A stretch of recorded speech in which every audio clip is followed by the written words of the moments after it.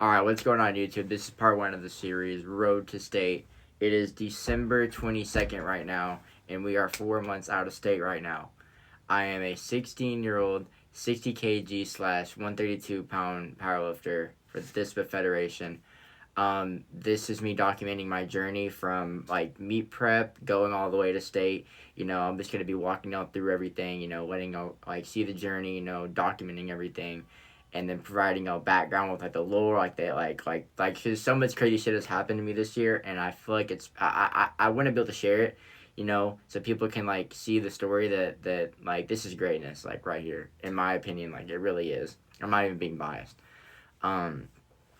So we are 4 months out of state right now. This is part one of the series, as I already said. I'm just going to be going through the lifts of this week. Wednesday we had deadlifts. Friday we had squats.